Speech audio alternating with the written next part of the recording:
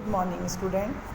Class 8 SST subject में हमारी history की बुक चल रही थी और लास्ट में हमने अपना 4th चैप्टर के क्वेश्चन आंसर्स करके उस लेसन को हमने कंप्लीट कर दिया था। आज हम इसी बुक का अपना 5th चैप्टर शुरू करने जा रहे हैं, जिसका नाम है जब जनता बगावत करती है और 1857 और उसके बाद। इस लेसन के माध्यम से हम आपको ये बताएंगे कि जनता ने बगावतें क्यों की, उसके कारण क्या रहे, क्यों वह परेशान होती है, क्यों उन्होंने ऐसी उनके अंदर एक भावना उठती है कि वे दूसरों के खिलाफ़ बगावत करती है। तो जब जनता बगावत करती है तो उसके क्या रूप रहे, 1857 की क्रांति और उसके बाद में किस तरह से उन्होंने बगावत या विद्रोह किया ईस्ट इंडिया कंपनी के खिलाफ़, इस लेसन में यही जानने का हम प्रयास कर रहे हैं। यहाँ हम शुरू करते हैं। एक चित्र दिया गया है जहाँ सिपाही और किसान विद्रोह के लिए ताकत जुटाते हुए, ये विद्रोह 1857 में जो उत्तर भारत के मैदानों में बाद में फैल गया था, उसका एक दृश्य दिखाया गया है। सबसे पहले हेडिंग डाला गया है नीतियाँ लोग। जैसा कि आपने अपने अभी तक जो लेसन्स पढ़े हैं उसमें आपने देखा कि किस प्रकार से ब्रिटिश और कई और विदेशी लोग भारत में, जो कि भारत उनको व्यापार का एक प्रमुख केंद्र दिखाई देता था, व्यापार करने की दृष्टि से आए। ऐसे ही ये British company, east India company, वह भी भारत में व्यापार के उद्देश्य से लाभ कमाने आई थी, लेकिन लाभ कमाते कमाते उन्होंने भारत को पूरी तरह से अपना गुलाम बना लिया था। अपनी नीतियाँ जनता पर थोप दी थी। पूरे भारत की एक एक रियासत, एक एक जो राजा महाराजा थे उनको बेदखल किया, ज़मींदारों को बेदखल किया, अत्याचार किए आदिवासियों पे, सिपाहियों पे, और उन्होंने अपनी नीतियों को, दमनकारी जो नीतियाँ होती थी उनको लोगों पे थोपा। उन पर, उनके जनजीवन पर क्या प्रभाव पड़ा, ये आप अभी पिछले लेसन्स में जो पढ़ाया है वो उसमें आप देख चुके हैं कि चाहे आदिवासियों को ले लें, वह अपना जीवन जो जंगल को मानते थे वो नहीं जी पाए, चाहे सिपाहियों की बात करते हैं वो नहीं जी पाए, तो ज़मींदार जो थे उनको बहुत लगान चुकाना पड़ता था कि किसानों से मनमानी खेती पर अपनी मजबूरन खेती करने के लिए मजबूर किया जाता था, राजा रानियों को बंदी बनाया जाता था। ये सारी चीज़ें आपने देखी हैं। उनकी कोई भी नीति सिवाय खुद के फ़ायदे के अलावा भारत के हित में नहीं होती थी, और इन नीतियों और कार्रवाइयों के तहत ही जनता के हित में न होने के कारण उनकी जो भावनाएं थी उनको बहुत ठेस पहुंचती थी, और यही कारण रहे कि लोग इन नीतियों से परेशान होकर किस तरह से उनका विद्रोह करने लगे। ये हम इसके अंदर पढ़ने जा रहे हैं। नवाबों से छिनती सत्ता के बारे में पढ़ते हैं। 18वीं शताब्दी के मध्य में राजा जितने भी थे, हमारे अलग अलग शासक थे, नवाब थे, उनकी ताकतें अंग्रेज़ों ने छीनना शुरू कर दिया था। यहाँ तक कि एक तो होता है कि शासन सत्ता छिन रही है, इसके साथ साथ उनका सम्मान जो था वह भी अंग्रेज तहस नहस करते जा रहे थे। बहुत सारे दरबार थे, उनके अंदर उन्होंने, कंपनी ने अपने रेजिडेंट तैनात कर दिए गए थे। शासकों को किसी भी प्रकार के निर्णय लेने की कोई स्वतंत्रता नहीं थी। उनकी सेनाओं पर भी उनका कब्जा हो गया था, कई सेनाओं को भंग कर दिया था। राजस्व वसूली के नियम भी लोगों पर थोप दिए गए थे, और एक एक अधिकार और उनके इलाके अंग्रेज़ों द्वारा छीने जा रहे थे। बहुत सारे शासकीय शासकों ने अपने हितों की रक्षा के लिए कंपनी से कई बार बात करने की कोशिश की, कि कहते हैं कि कोई बात करके रास्ता निकाला जाए। उदाहरण के लिए कि झांसी की रानी लक्ष्मीबाई, जब उनकी पति की मृत्यु हुई तो उन्होंने अपने दंतक पुत्र, जो कि उन्होंने गोद लिया था, उसको राजा बनाने के लिए आग्रह किया। बाजीराव जो पेशवा थे, उन्होंने भी अपने दंतक पुत्र जो थे नाना साहब, उनको कंपनी के अंदर आग्रह किया कि जो पिता की जो उनको पेंशन है वो उनको दी जाए उनकी मृत्यु के बाद। अपनी श्रेष्ठता और सैनिक ताकत में वो इतने मशहूर थे, बस सिर्फ अपना अपना अंग्रेज फ़ायदा देख रहे थे। उनको किसी की बात, कोई समझौता, निवेदन, किसी को मानने को तैयार नहीं थे। उन्होंने किसी भी बात को मानने से इनकार किया, और सभी जो आग्रह किए गए थे लोगों द्वारा उन्होंने ठुकरा दिया। अवध की रियासत अंग्रेज़ों के कब्जे में जाने वाली आखिरी रियासतों में से एक थी।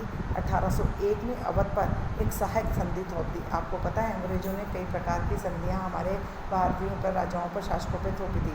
तो ये सहायक संधि थी, 1801 में थोपी गई। 1856 में अंग्रेज़ों ने अवध को भी अपने पूरी तरह से कब्जे में ले लिया। जनरल डलहौजी थे, उन्होंने ऐलान कर दिया था कि हमने क्यों अवध को कब्जे में लिया है, क्योंकि यहाँ की रियासत का शासन ठीक से नहीं चलाया जा रहा है, इसलिए शासन को दुरुस्त करने के लिए हमने अपना प्रभुत्व इस पर ले लिया है। जबकि ऐसा नहीं था, वो ही ऐसी नीतियाँ बनाते थे जिससे कि शासन ठीक से नहीं हो पाता था।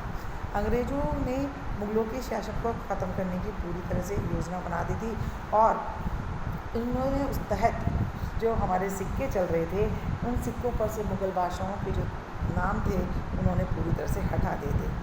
1849 के अंदर डलहौजी ने ऐलान किया कि बहादुर शाह जफ़र के बाद कोई भी बादशाह परिवार को लाल किले से उनकी मृत्यु के बाद बादशाह परिवार के सभी लोगों को वहाँ से निकाल दिया गया और दिल्ली में कहीं और बसाया गया। 1856 में जनरल कैनिंग आए, उन्होंने फैसला दिया कि आखिरी बादशाह होंगे बहादुर शाह जफ़र मुग़ल बादशाह और उनकी मृत्यु के बाद किसी भी उनके वंशज को बादशाह बनाया नहीं जाएगा और उन्होंने केवल राजकुमारों को एक रूप में मान्यता देने की बात कही।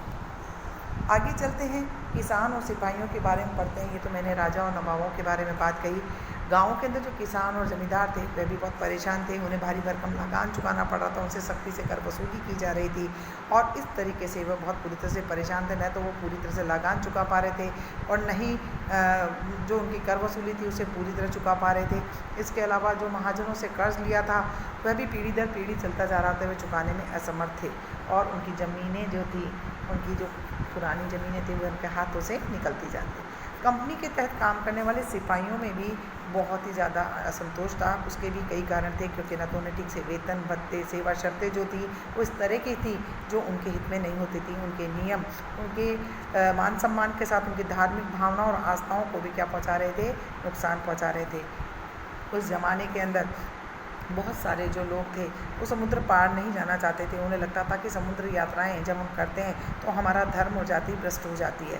1924 में कंपनी ने सिपाहियों को लड़ने के लिए समुद्र के रास्ते में बर्मा जाने के आदेश दिए, लेकिन हमारे सिपाहियों ने उसे जाने से इनकार कर दिया।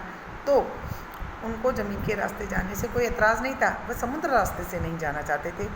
इस कारण जो उनका हुक्म नहीं मानते थे ब्रिटिश सरकार का, उन्हें सख्त सज़ा दी गई और मुद्दा यहीं ख़त्म नहीं हुआ। 1856 के अंदर उन्होंने कंपनी ने एक नया कानून बनाया और कानून में एकदम स्पष्ट किया गया कि कोई भी व्यक्ति अगर कंपनी में नौकरी करेगा, सेना में नौकरी करेगा तो ज़रूरत पड़ने में उसे समुद्र से पार बाहर भी जाना पड़ेगा। ग्रामीण क्षेत्रों के अंदर जो सिपाही थे वो किसान भी थे, बहुत सारे अपने परिवार को छोड़ के गए थे, लिहाजा किसानों में भी गुस्सा जल्दी, जो किसानों का गुस्सा था वो भी सिपाहियों में फैल गया था। सिपाहियों की प्रतिक्रिया के बारे में भी इस पाठ में बताया है कि अंग्रेज़ों को लगता था कि भारत के अंदर भी बहुत सुधार की आवश्यकता थी, क्योंकि सोसाइटी के अंदर बहुत सारी जो नीतियाँ थी, कुछ ऐसी रीति रिवाजें थी जो समाज के लिए अच्छी नहीं थी। जैसे सती प्रथा को रोकने के लिए, बाल विवाह को बढ़ावा देने के लिए उन्होंने कई कानून बनाए। अंग्रेजी भाषा का जमकर प्रचार प्रसार किया।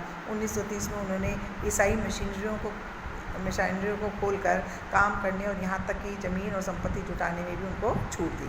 1950 में उन्होंने एक और नया कानून बनाया जिसमें ईसाई धर्म को अपनाना और आसान हो गया। ये कानून था, उसमें प्रावधान किया था कि कोई भी व्यक्ति अगर ईसाई धर्म को अपनाता है तो जो संपत्तियाँ उनके पुरखों की है उन पर उनको पहला जैसा ही अधिकार रहेगा, यानी उन्हें बेदखल नहीं किया जाएगा। भारतीयों को बिल्कुल अच्छी तरह से यकीन हो गया था कि अंग्रेज़ों की जो नीतियाँ हैं वो उनके धर्म को नष्ट करने, उनके सामाजिक रीति रिवाजों और परंपराओं को और जीवन शैली को नष्ट करने के लिए बनाई गई है। दूसरी तरफ भारतीय ऐसे भी थे कुछ जिन्होंने मौजूदा सामाजिक व्यवस्थाओं में बदलाव की आशा रखी थी। उनके अंदर जो महत्वपूर्ण सुधारक हमारे आए, जैसे राजा राम मोहन राय हैं, विद्याचरण शुक्ल हैं, इनके बारे में हम समाज सुधारकों के जो नाम हैं, उन्होंने जो आंदोलन किया समाज सुधार के लिए, उनको हम इसी पुस्तक के 8वें लेसन के अंदर पढ़ने जाएंगे बच्चों। तो आज के लिए इतना ही पढ़ते हैं। आगे हम पढ़ते हैं कि किस तरह से जनता ने विद्रोह किए और 1857 की क्रांति क्या थी। Thank you very much.